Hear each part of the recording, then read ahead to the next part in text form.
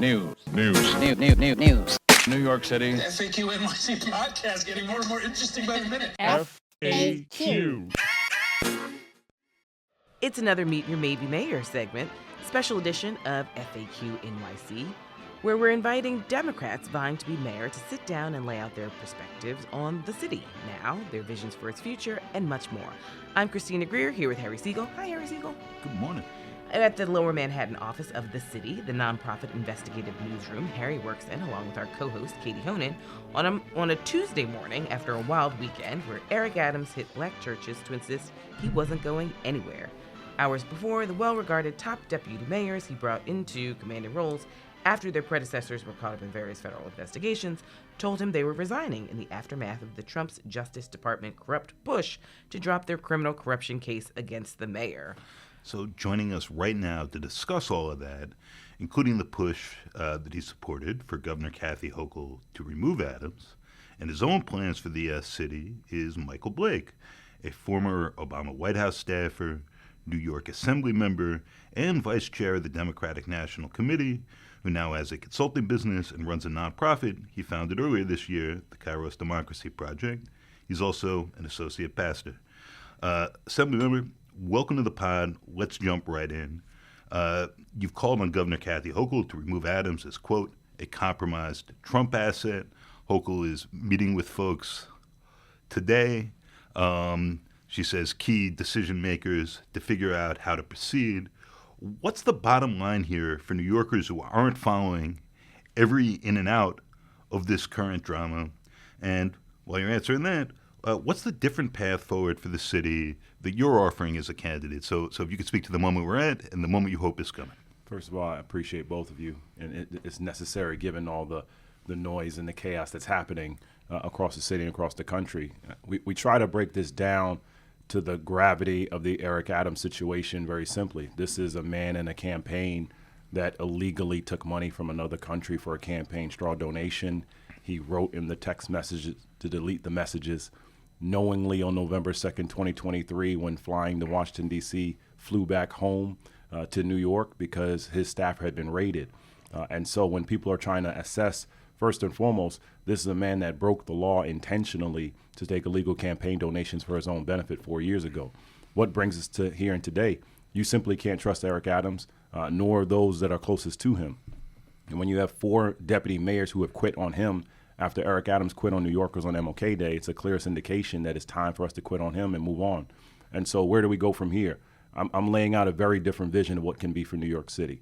First and foremost, from my experience as the only person who has White House, State House, and local experience, which is very telling when all that's happening in the country right now, and a vision on how we can truly have economic justice across the city in 3 different plackets.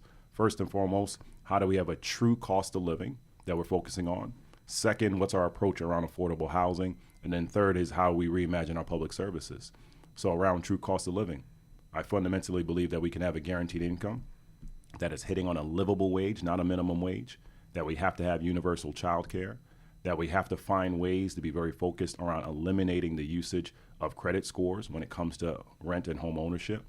Around affordable housing, I was the chair of the Mitchell-Lama subcommittee, and I do believe that there should be a Mitchell-Lama 2.0 that's focused on middle-class housing, because effectively you have to be very rich or just poor enough to make it in the city, and that's unacceptable and it's wrong.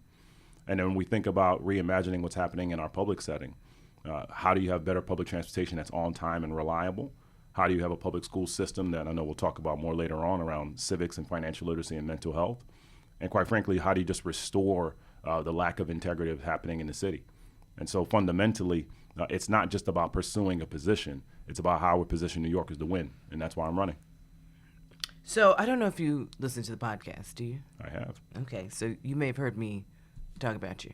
Never. So here's my question. You ran for public advocate in 2019, finished 4th in that nonpartisan election. You ran for Congress in 2020, came in a distant second. Most recently, you were eyeing a run for DNC chair just a few weeks ago, leading Politico to write, quote, for a guy who is notably ambitious, even for politics, Michael Blake's latest play hints at parody. That's Politico. And now you're running for mayor. So our listeners are very astute. Explain to them why they should take this candidacy seriously. Well, because first, as you know, I won 3 times in the assembly. I was elected as the vice chair for the DNC before. For the public advocate, it was a special election, which I think that part was not highlighted in your previous comments. When I was running against Jumaane Williams, who had just come off a lieutenant governor run, so he had name recognition. And then for the congressional race, I don't think it was also mentioned that it was during COVID, and I effectively stopped campaigning because it was more important to feed people than to help people campaign. Equally to your point, as you just referenced, it was highlighted that I was somehow at 6% in a poll when I was actually at 23% in a race that became effectively a Ruben Diaz Sr., Richie Torres, who was going to be standing up for the different Latino communities as opposed to what we were doing. And so when we think about the assessing of the seriousness of the candidacies, to your DNC reference just now, I was first in the first ballot, and the 2 members of Congress who said they were going to drop out did not drop out. So let's make sure we give that full context when we highlight things in that regard. Now, to the question about why New Yorkers should take us seriously. New Yorkers are asking about the true cost of living, which I'm the only person that's actually highlighting that. You've had one other candidate who's only talking about cost of living. True cost of living is actually within the city charter that was just passed recently. It was actually not being implemented to that regard. And so let's actually focus on that. Second, in each of the races that I've been in, I've effectively been counted out, including the first time when I ran, when I was sued because people tried to kick me off the ballot, and I won that primary by 9 points, or when someone said that I shouldn't run for DNC vice chair and was elected in 2017. And so what I think we should focus more upon is what do people actually believe, and what do people actually see in your vision, as opposed to only talking about the negatives.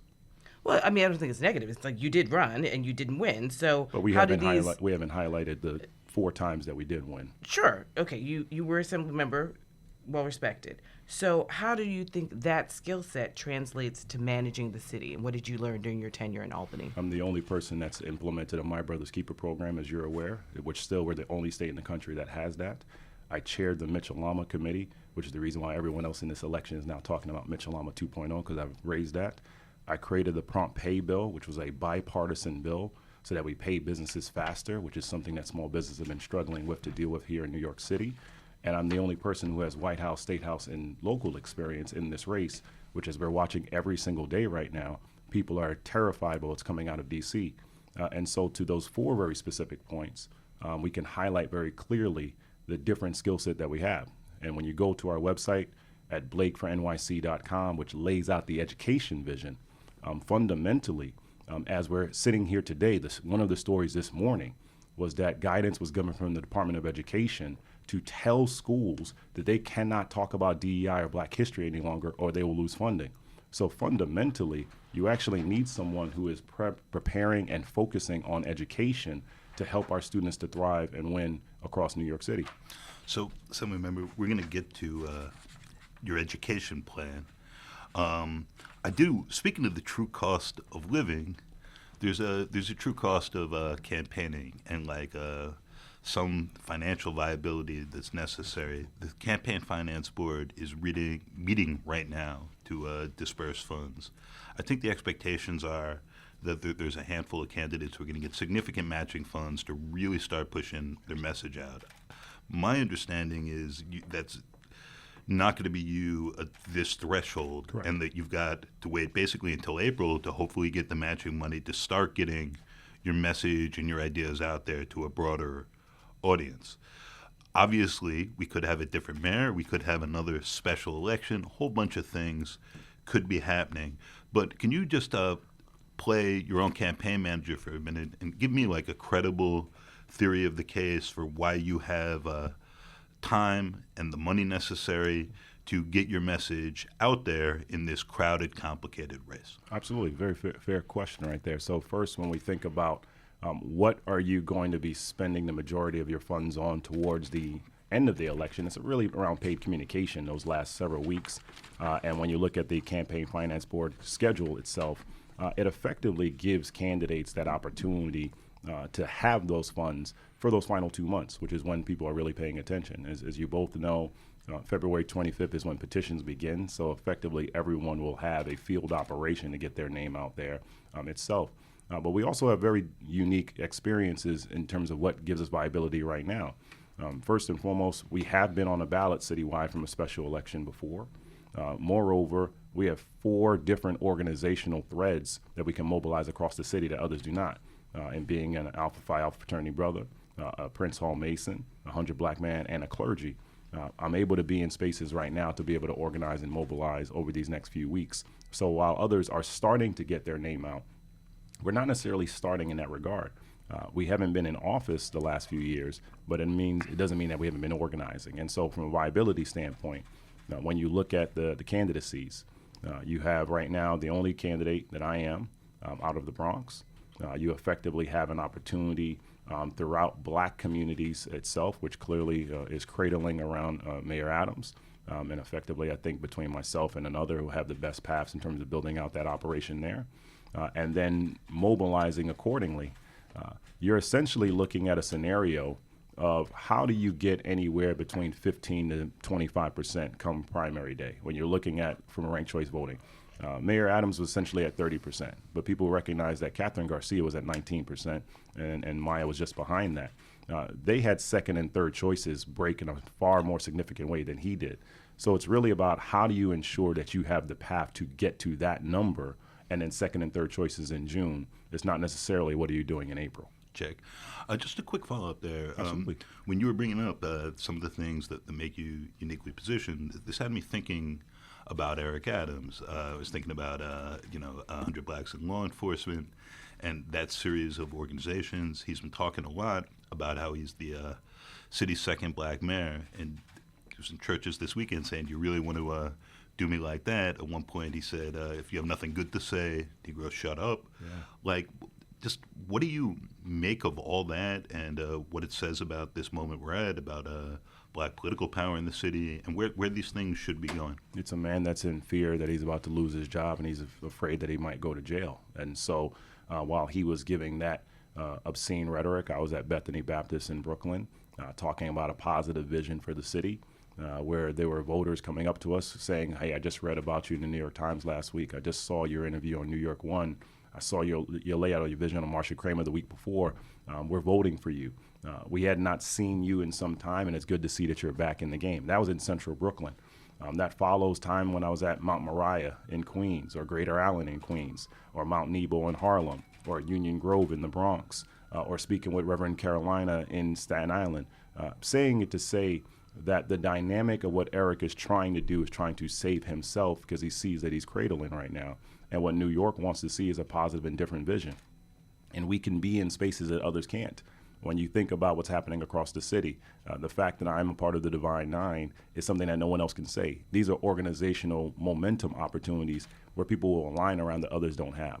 And so, look, he is saying this rhetoric, and we're going to run on our record, and we're going to organize the way that others can't. So I think point of clarification, you said Eric Adams is trying to stay at a jail. I think he's trying to stay at a prison. There is a slight difference. So you laid out your 3 issues: cost of living, affordable housing, and public services. Who are you assembling to help you think through these issues?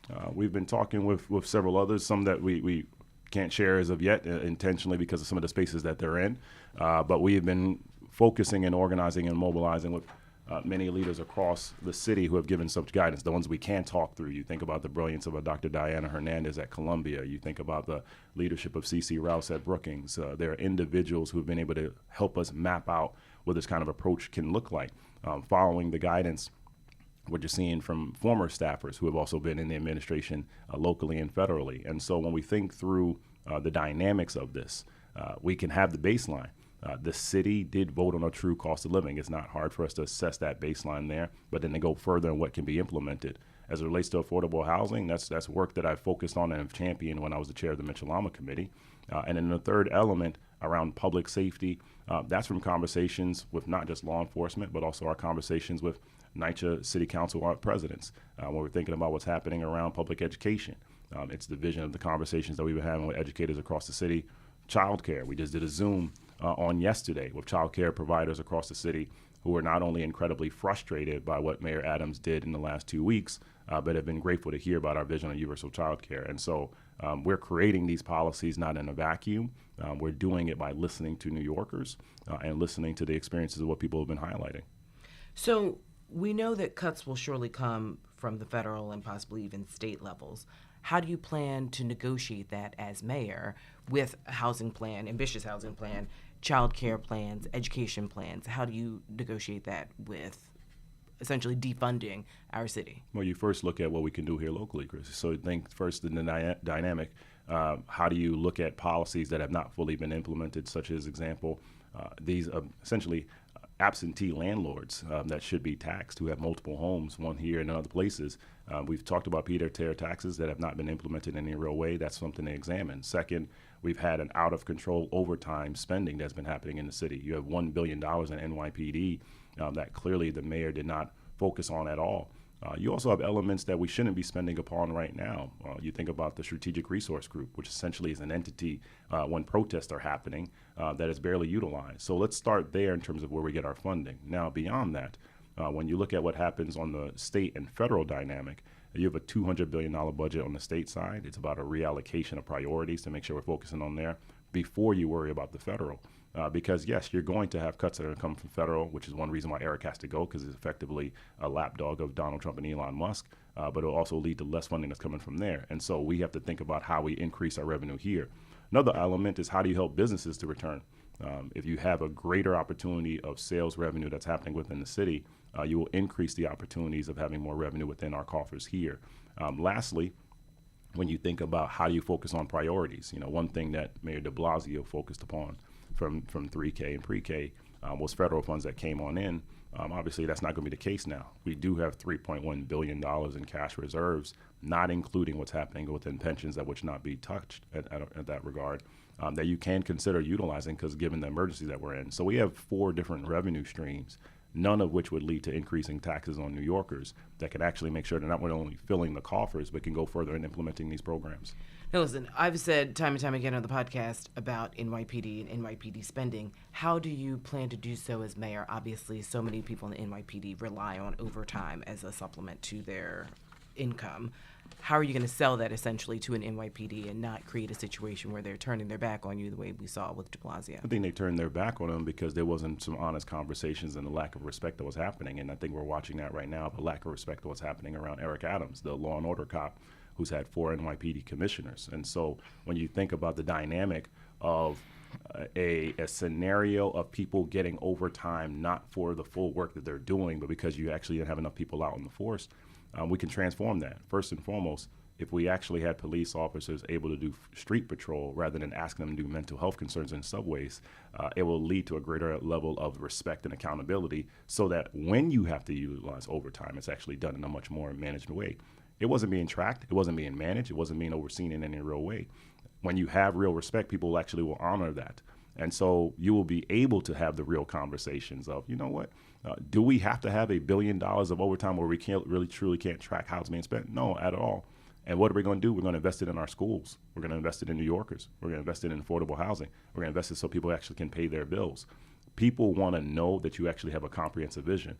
And I think it's really hard for us to articulate that $100 billion budget in New York City that we can't find more ways to invest in our workers, our kids, and our homes. So the overtime spending has come in for a lot of scrutiny recently, and because of Jeffrey Madry and his shenanigans and other things.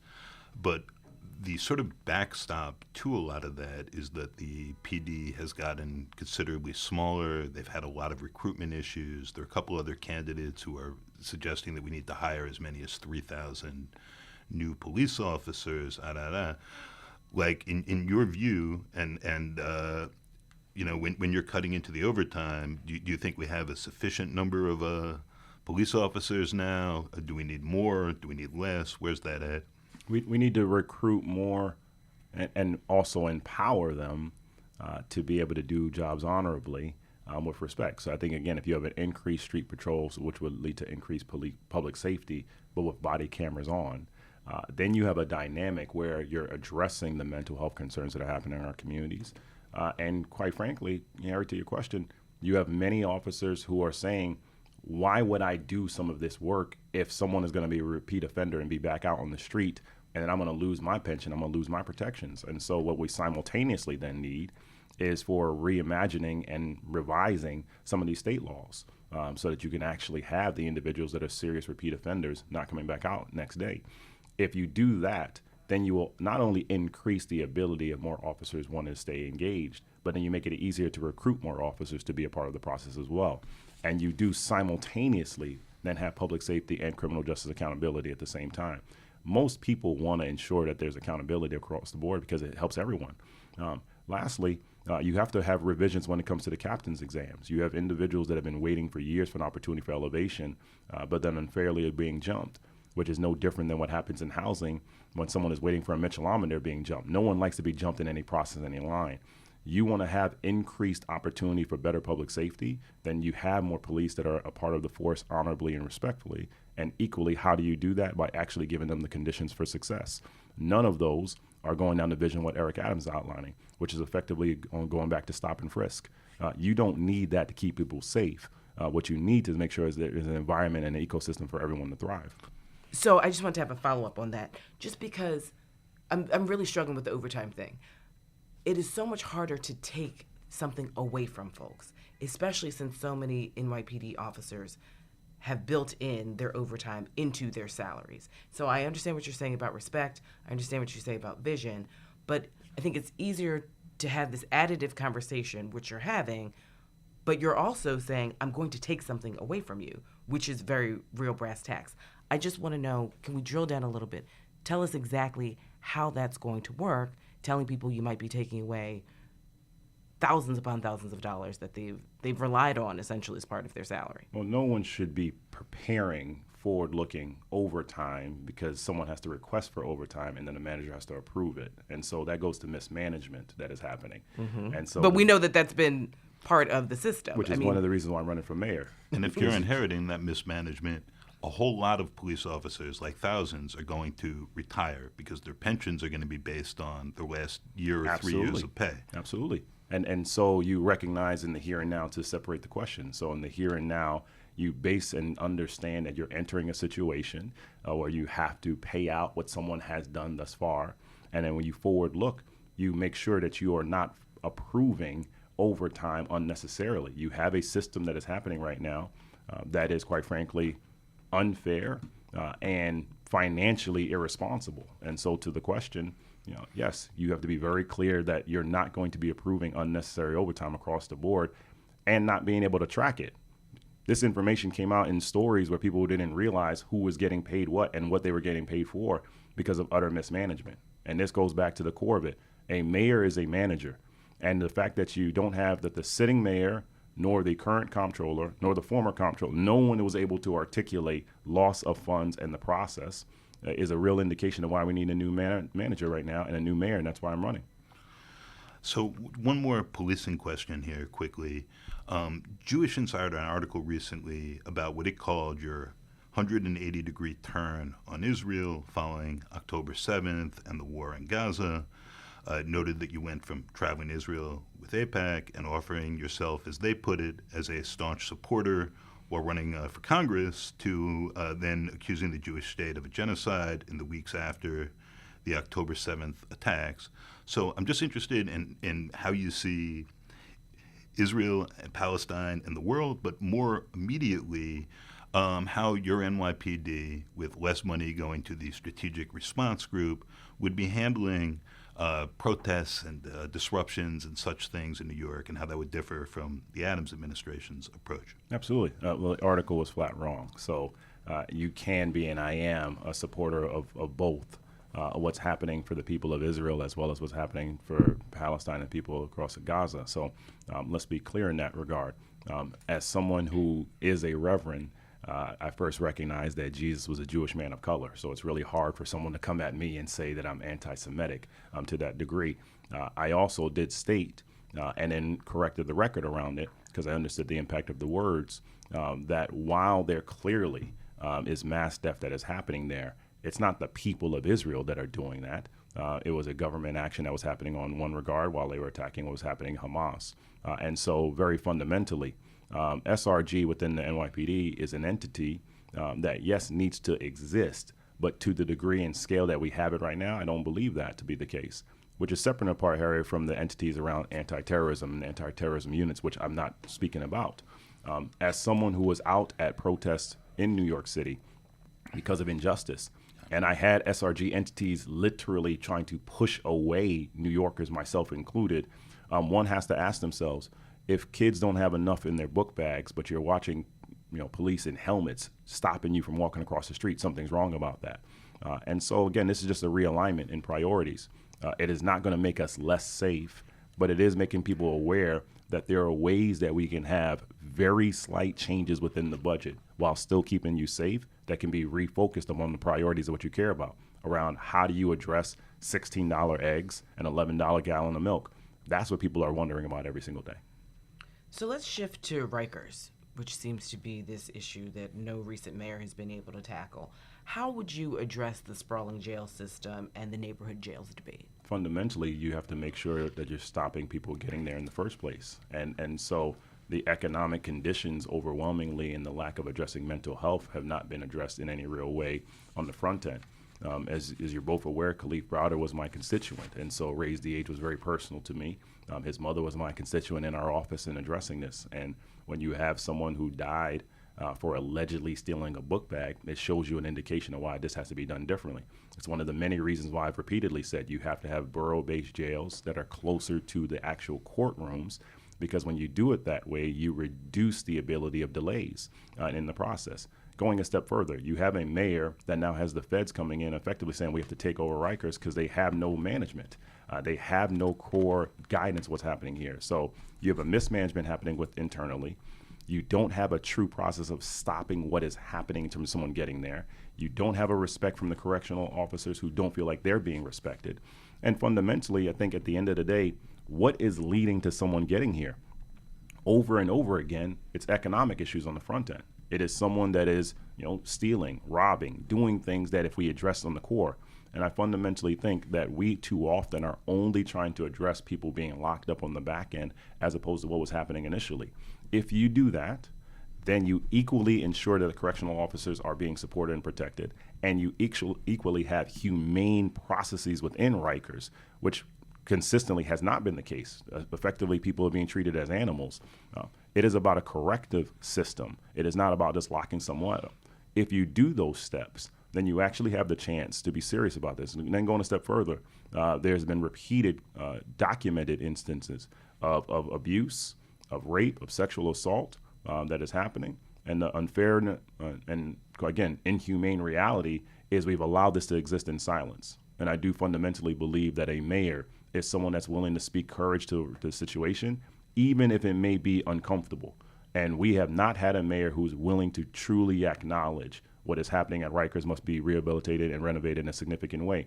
That also then means that our conversations with New Yorkers has to shift. There have been people saying, well, we want Rikers to close, but we don't have a conversation about borough-based jails. You can't do both.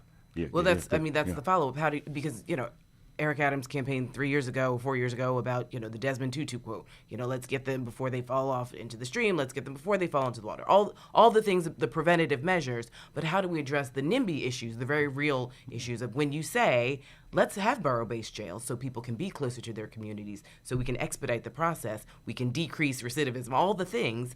How do we deal with communities that love that in theory, but when we start looking at property and location sites, that falls apart? The best way to do it is having it close and right connected to the courthouse. We've seen that over and over from a data point, from a strategic point, and alignment standpoint, because you're physically already going to be in a site that you have individuals coming through for their own judicial process. And so if you do that, you're actually not adding new scenarios that are happening. The one place where that was not being highlighted was the Bronx, which is one of the reasons I opposed the proposal for the Bronx, because it didn't make any logical sense that we were effectively saying to everyone, you would be closer to the courts, but not here, in an area that had the greatest concentration of zip codes that were going to Rikers. And so fundamentally, if you do it in that regard, and you take the next step of saying to the community, this is what will happen positively, that we're going to invest in the community for this. Increase in community centers, increase in workforce development, increase in educational support. Then people can see and understand what is happening to their benefit. This is no different than what happens when housing developments come on in. You're regularly asking people to do what's best and right for them without that fair compromise. And again, when people go to our vision, of what we're laying out at blakefornyc.com, they'll see a comprehensive vision that you have to address the economic justice and the community rehabilitation to actually give people a chance. Just a super quick follow-up there. The cost of the borough jails has gone up from a projected something like $8.7 billion to $15 billion. I'm going from memory here. Yeah. Why is that? Is there anything you could do as mayor to accelerate this and to change how this is working? As we do have, sites now, construction starting in Manhattan. Each of these is in a little bit of a different place. But can you speak to that? Absolutely. Well, as you know, first reason for the increases is such as the delay. Like every time you wait on building anything out, you're going to have increase in supply and demand and expenses that are happening there. But I think equally, a fundamental delay has been the unwillingness for people to have a comprehensive, real conversation, which the mayor has been unwilling to truly advocate around. If we're serious about addressing the consistent dynamic of Rikers, then that means that you have to have a borough-based approach, and that means you have to do things that are uncomfortable. From a very different topical experience. When Bloomberg came in, right out the gate, they talked about increasing of taxes so that we could pay for different expenses. He understood that it was going to be uncomfortable for that first 3 to 6 months. But what happened? People recognized the benefits that were occurring across the city. Eric Adams has been unwilling to have that serious conversation, quite frankly, because it's not been important to him. And so this is one of those areas where you have to move immediately and swiftly to say that you can't have both. That you can't have criminal justice and public safety, you can't have economic justice and investments in your schools, and you cannot lose things by that happening. And fundamentally, people have been feeling that they would lose out on resources by actually addressing what's happening around Rikers. So you've talked a lot about management and how the mayor needs to be a good manager. We know New York City is a sanctuary city. So if you were mayor, how would you manage and stand up to the president to assure that immigrant families are safe in schools, hospitals, shops, everywhere? And how would you negotiate ICE and the NYPD and all the other factors? Well, unlike Vice President Eric Adams, I went in support unconstitutional language is being laid out there of saying that we're not going to honor what's happening with birthright citizenship and in allowing ICE to be at schools, places of worship, and community centers in every regard. We'll actually work in collaboration with our AG and our DAs to ensure that as well. Further than that, you amplify the causes of a New York Civil Liberty Union and others so that people can actually have their protective measures in languages that are relevant to their communities, that you can't just do this in English if we're going to be serious about engaging in that regard. And fundamentally, we have to expand this conversation. It has become a Latino-only conversation for the purposes of Trump, Elon, and Eric to divide people. This is an African conversation. My family's from Jamaica. It's a Caribbean conversation. The immigrant conversation is broader than just one community. And until we make sure that everyone recognizes that from a legal standpoint, from a funding standpoint, and from a humane standpoint, that we're all aligned here, you do this differently. Moreover, there's a fundamental economic impact if we don't treat this seriously. 66% of the services in the city are conducted by nonprofits. So if a nonprofit is unable to move forward with their programming, then fundamentally, unless funding is happening, our city will go even further back in where we're at. Lastly, it goes back to the education vision. If you have schools and parents afraid of going to school or street vendors afraid of going to work and you have reduced attendance rates, it fundamentally will then lead to less funding for our schools as well. So you have to have a comprehensive approach around the ramifications of the policies, but equally say fundamentally, no, ICE is not coming into our schools. No, ICE is not coming to our places of worship. No, ICE is not coming into our community centers. That is not about addressing the serious criminals that are different from these conversations. It's about dividing up the families, which is totally unacceptable. Real quick follow-up there. Please. If ICE, which now has removed its previous guidance about sensitive locations, does go into a school, a house of worship, which I don't believe has happened, certainly in New York to this point, that's been reported. There's correct. a lot that's mysterious. Correct. What should the mayor, what should the NYPD do in response to that? That guidance must be given to those principals and those leaders that unless there is a clearly documented judicial warrant for the individual and the purpose, that you're immediately telling them to leave your property. Shifting gears for just a second, thank you. So you have two plans I know of at this point. You have an education plan you rolled out last week. We're about to talk about that for a minute. But prior to that, you put out a wellness and opioid plan. And this has been just, the numbers are down slightly, but they're down slightly from like terrifying highs. No pun intended. Yeah, understood. I got you. And your plan here, it's bullet points, and there's 5 of them. And one of them is H&H has to integrate harm reduction and overdose prevention units as part of their triage, right? And those, the safe injection sites, which are actually administered by a nonprofit. So speaking of this extension of what the government does, absolutely. And the issues, by the way, with those people getting paid. But, the Trump administration, this is illegal under federal law, and there'd been a don't ask, don't tell sort of policy for how these things proceeded as these places open. There's been some community backlash, as you're aware. Yeah. But how would you handle all that as mayor, and any pressures to end those sorts of services, or threats to other city funding if they were to continue? I've been the first mayoral candidate to directly say that nonprofit reimbursement has to be totally reformed. Because for so many of our services, you're asking for nonprofits to do the work, but they're getting paid months, if not years afterwards. And it's making it completely unfeasible for them to actually provide the support. And when we talk through mental health, it's not just addressing mental health for the seriously ill, but for anyone. Anyone who is trying to figure out the challenges in their life need to have that support. And so we don't actually have sufficient resources, not just from a funding perspective, but venue, program, and personnel so that wraparound services can happen. You think about so many of our train stations right now, you have individuals that are standing there they need Narcan, I get that, but they need much more than that, right? They need to be able to go to a place where they can actually be treated and not be kicked out within a day.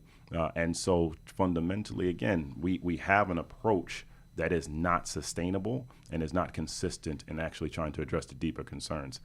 If someone has a physical ailment, I would not say to them, go to the doctor for one day, be out tomorrow, and then go figure it out. But yet for mental health, we're essentially doing that. We're essentially saying to communities, you will have to turn things around without sufficient support there.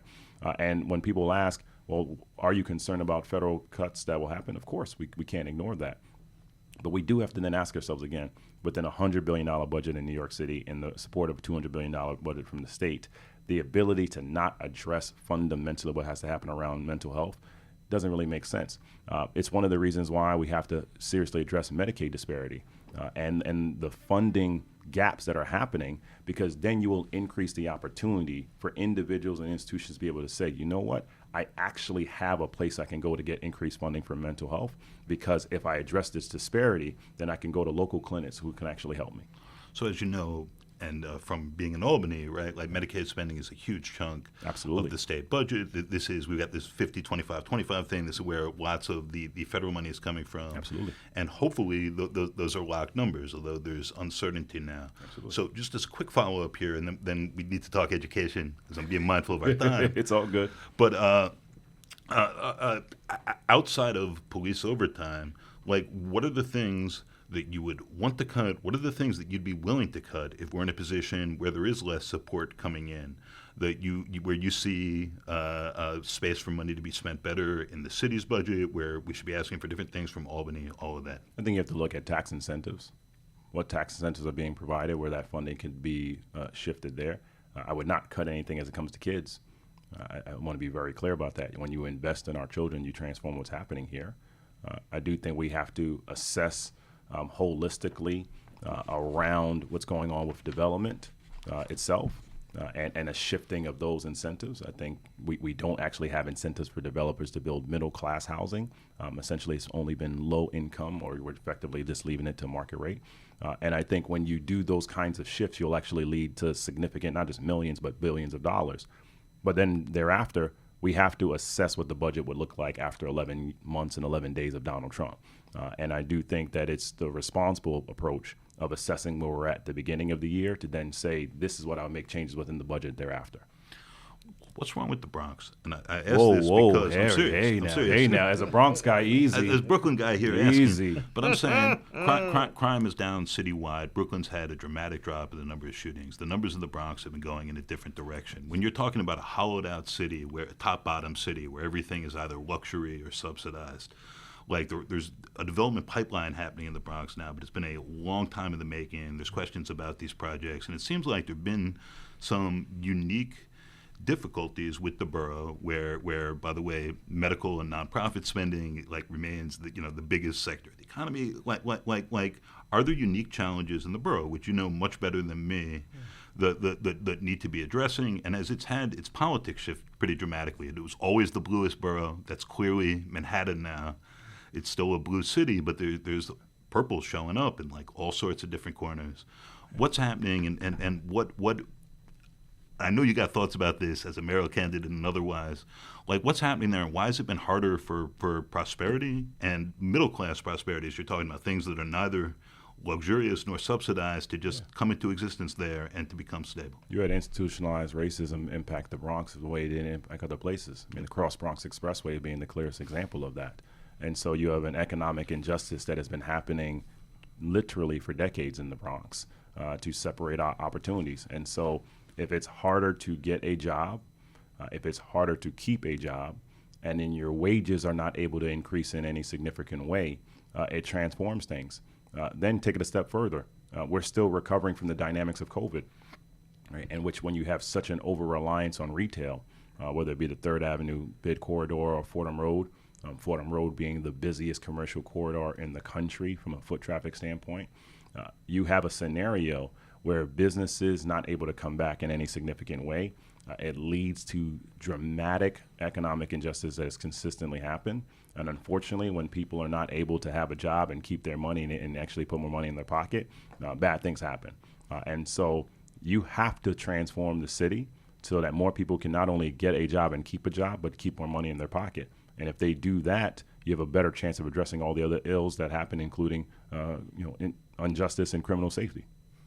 So this idea of getting a job and keeping a job is incredibly important. I think with what is going on in Washington, D.C., we know that the next few months especially are going to make it much harder for New Yorkers to thrive. So when you talk about incentives for middle-class people, for people to be able to stay in New York, as mayor, how do you incentivize that? Like brass tacks, like what are you going to do to sort of make sure people can stay here, can work here, can live here? You create opportunities like we've done in other states where you encourage and have incentives for college graduates to come back home. We've seen that work in Iowa. You have incentives like in Cleveland where you have a corridor where their university hospital system has effectively hired people within that direct corridor. You implement approaches such as baby bonds, which is happening in Connecticut, which then people can see that there's a reason for me to stay here because I actually can have money that's invested out that can be pulled back out. You can look at models like in Stockton, California with guaranteed income. If you take those specific steps, then you're showing someone the actual ways they can keep money in their pocket by being here. People are not able to see that right now, so they're struggling around that. So they're working in New York, but they're living in Connecticut, Pennsylvania, and New Jersey. And so if you create that dynamic and you communicate it out well, then you're creating a dynamic where people actually can thrive. Lastly, for all small businesses and for businesses holistically, if you are actually making it easier for them to hire, sustain, and increase wages, have an approach where you envision essentially like ERSA, which is the Employment Revenue System that's happening federally. Think about a scenario where it's not just the top brass that are getting economic incentives, but the entire workforce and the entire work class that has the economic incentives.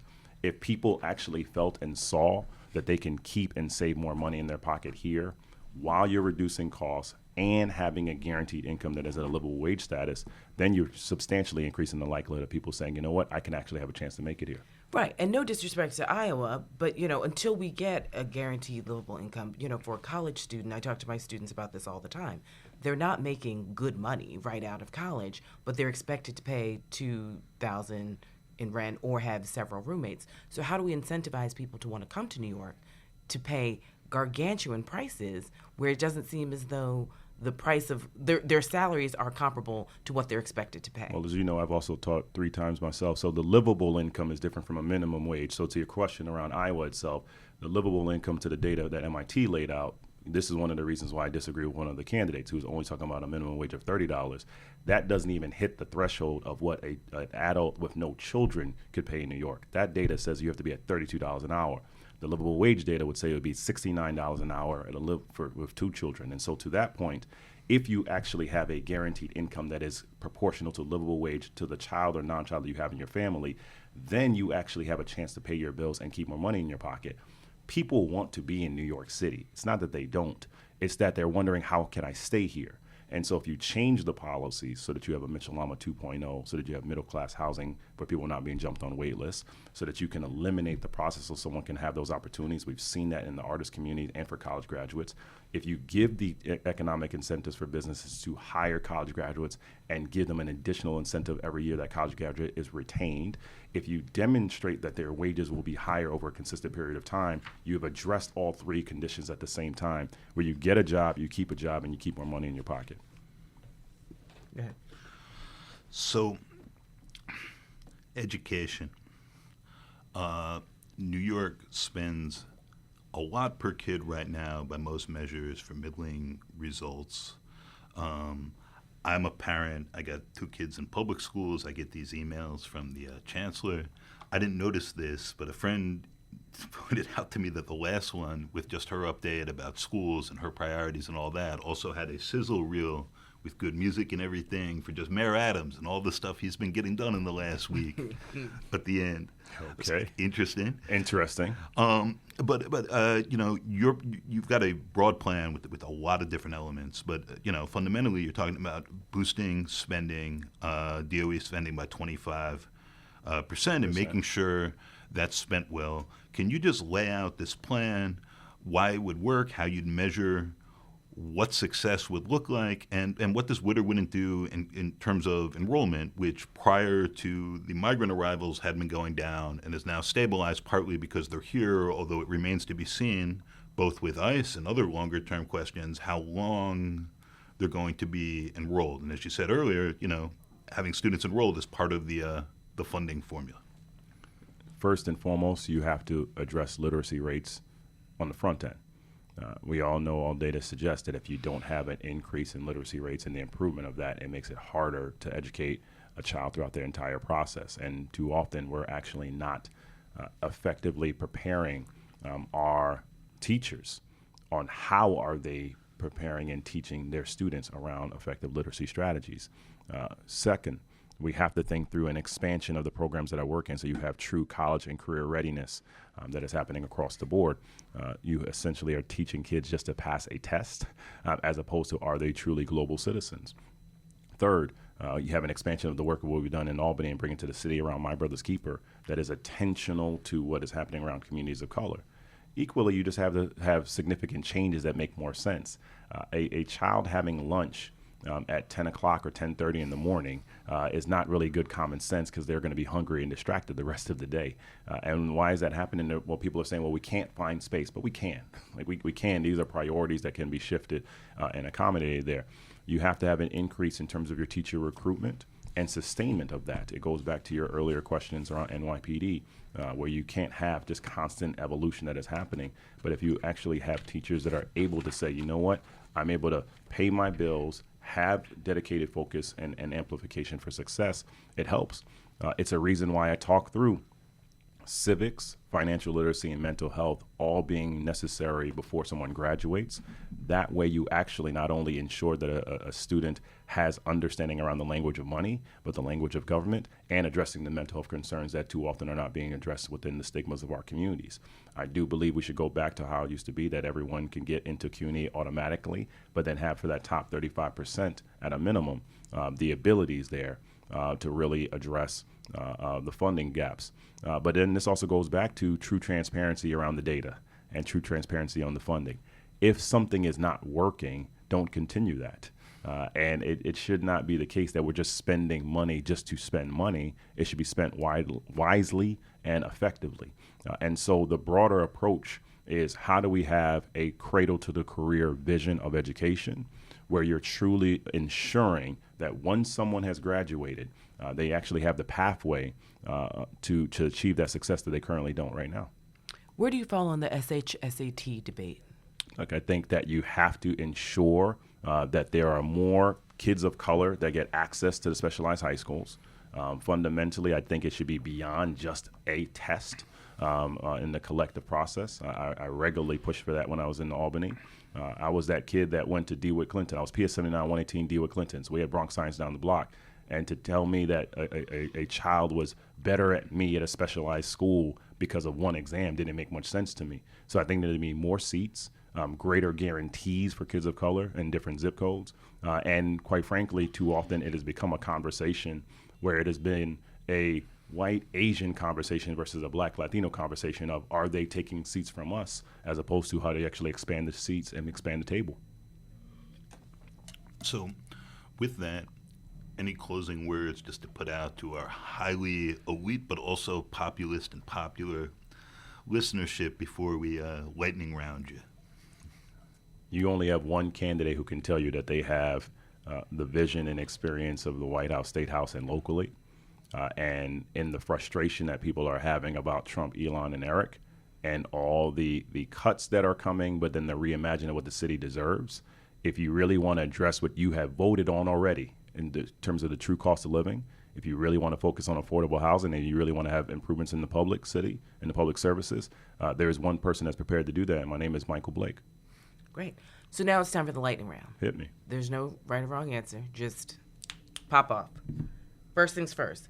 Best first date spot in New York City? As of right now, we'll say the back bar, 67 Orange at the Hotel Aventi. They have a great black-owned speakeasy. Favorite place in Staten Island?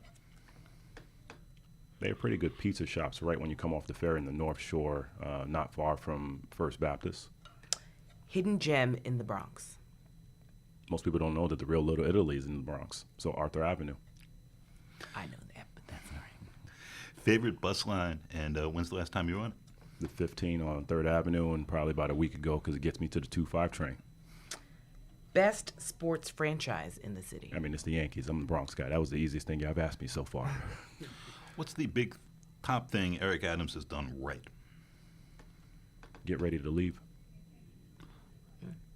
Not TBD. phonics? Chrissy. I'm asking. You I mean, genuinely, I believe in phonics.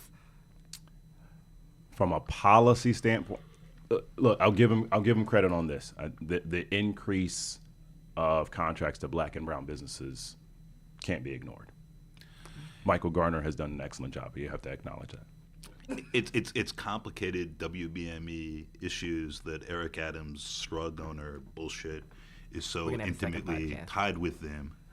And, that Al Bragg has charged and mostly gotten guilty pleas, convictions from a bunch of people who were actually involved in the MBWE programs. Gotcha. And this leads to questions that seem very fundamental to you as somebody who's offering yourself as a competent progressive who knows how to actually get things done, that this has become such a simple formula for graft. I was just me thinking out loud. You can answer Oh, that. okay. I was about to say, what's the question there? Because that was. Are we landing this plane or no? No, this You is wanna bump answer? bump. What's the question? Are there reforms that are needed within these programs and the efforts to get more city money going to different groups? Oh, no question. The city needs to actually implement what I did in the state, which is prompt pay. You got a lot of businesses that are doing the work it's taking them months, if not years, to get paid, which is it's utter mismanagement in that regard. And you actually have to have better policies so that you're not being asked around the bonding and other delays that are leading to folks not winning a contract in the first place.